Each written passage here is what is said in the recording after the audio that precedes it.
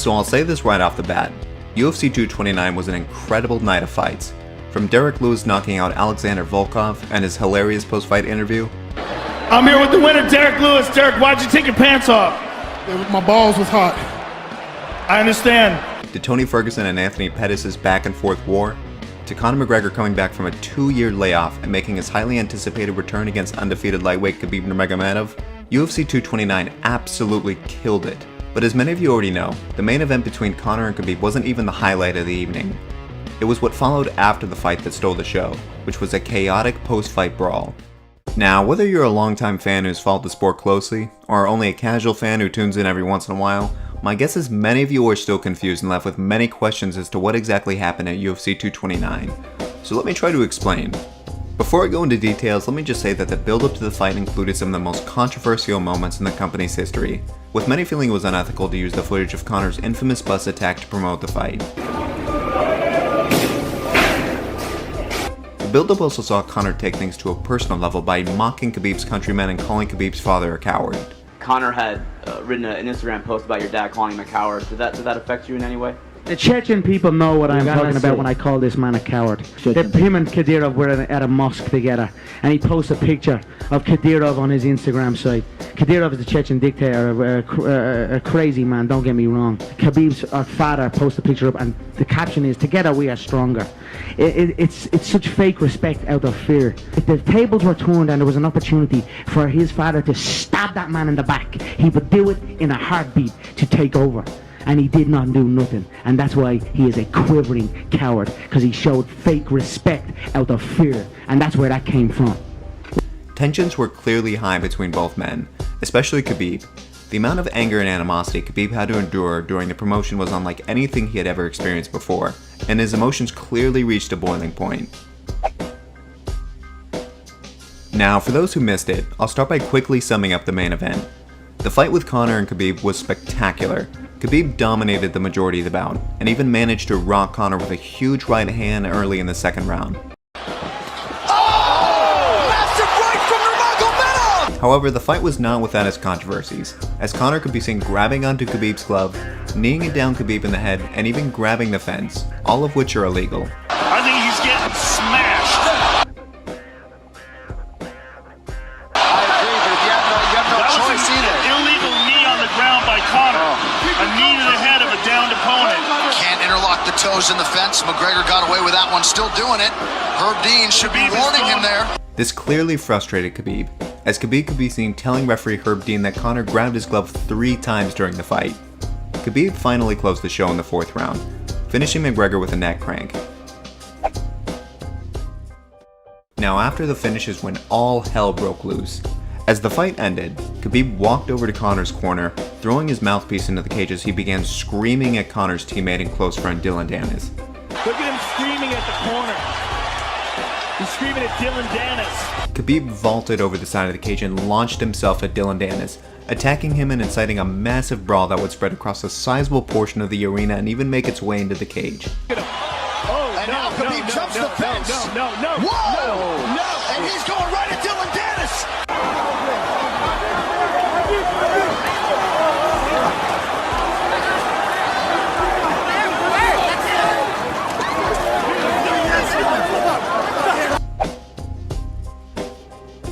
Now, some of you might be wondering, who is Dillon Danis? Well, in short, he's Conor McGregor's teammate, jiu-jitsu coach, and close friend. He's also a welterweight fighter under the Bellator promotion.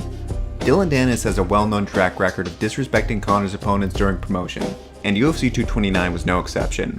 During the build-up to the fight, Dillon Danis took the opportunity to take several insulting shots at Khabib on social media. Now, here's where it gets interesting. According to a ringside witness who was sitting closely to Dillon Danis at the event, Dillon was allegedly running his mouth at Khabib during his fight with Conor, hurling several loud verbal insults. It was apparent Khabib heard a few of these, and it was also reported that Khabib even gave Dillon a death stare during the 2nd or 3rd round. But the line was drawn for Khabib when Dillon allegedly called him an effing Muslim rat towards the end of the fight. This is what seemed to have set Khabib off. Taking advantage of the chaos, Khabib's teammates jumped into the octagon to take a few swings at Conor. After the fight.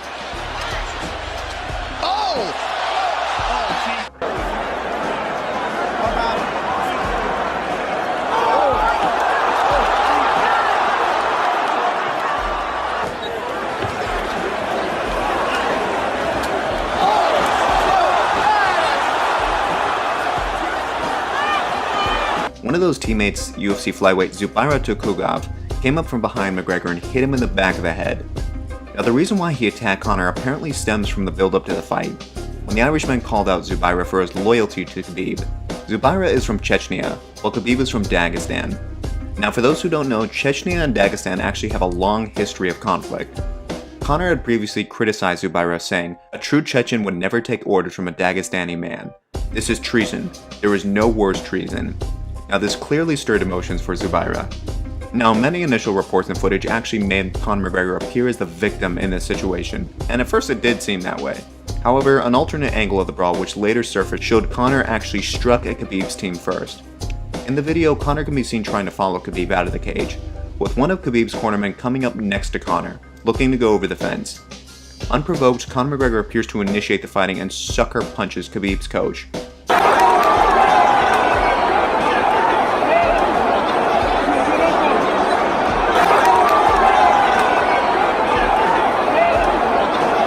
Now this is still a developing story with what seems like new videos and evidence surfacing every day. So far there have been several alternate views of the brawl, so I'll leave you all to form your own opinions about who was in the wrong here. Anyway, more punching, pushing, and shoving took place on both sides before the brawl finally ended. It took security guards and police officers several minutes to bring the place under control. Once the brawl settled down, Khabib eventually made his way back into the octagon, demanding Dana White wrap the belt around his waist, which is obviously customary after a title fight is concluded. Because of security concerns, Dana refused to wrap the belt around Khabib's waist. Now this was mainly due to Dana White's fear of a possible riot breaking out, specifically among Irish fans, if he were to give Khabib his belt inside the octagon. Instead, he had Khabib and Conor escorted out of the building with security. In the octagon, Dana could be heard telling Khabib that if I put this belt on you, everyone is going to start throwing shit. Other people will get hurt. Here's what's going to happen. What's going to happen is, this is what I believe. If I put this belt on you, everybody... Other people might get hurt. Dana also said when speaking to media, "I knew this was going to happen. If we put the belt on him in the octagon, they would be throwing beer and stuff down on them. We had to get them out of there." Now, the reactions to the incident were somewhat mixed. In the post-fight press conference, Dana White stated to media, "I've been doing this for 18 years and I couldn't be more disappointed." Been doing this for 18 years and the biggest night ever, and I couldn't be more disappointed. You know me, I'm usually mad at everything, but I'm not even mad. I'm just really disappointed. Khabib also addressed the media about what prompted him to leap over the cage and attack Dillon Danis. Khabib defended his actions, saying this: "First of all, I want to say sorry to Athletic Commission, Nevada, sorry to Vegas. I know this is not my best side. I don't understand how people can talk about I jump on the cage, What about he talk about my religion, he talk about my country, he talk about my father. He come to Brooklyn and he broke bus, he almost killed couple people. What about this? This is respect sport, This is not trash talking sport. I don't want people talk about like opponents, talk about his father, like religion. You cannot talk about religion, you cannot talk about nation, guys, you cannot talk about this stuff. And this is, for me, is very important." Following the event, Conor took to social media, commenting, "I'll be back." Conor also took to Twitter, saying, "Good knock, looking forward to the rematch." As well as, "We lost the match but won the battle. The war goes on."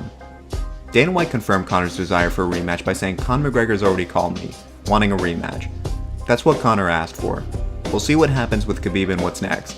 Khabib's coach Javier Mendez reacted by saying, having Dillon Danis talk crap to him didn't help the situation. Khabib's manager reacted to the event, placing blame firmly upon Conor McGregor, describing him as a horrible human being. You can't bite a dog and not expect to be bitten. You can't play with fire and not expect to be burned. This man, Conor McGregor, is not a good guy.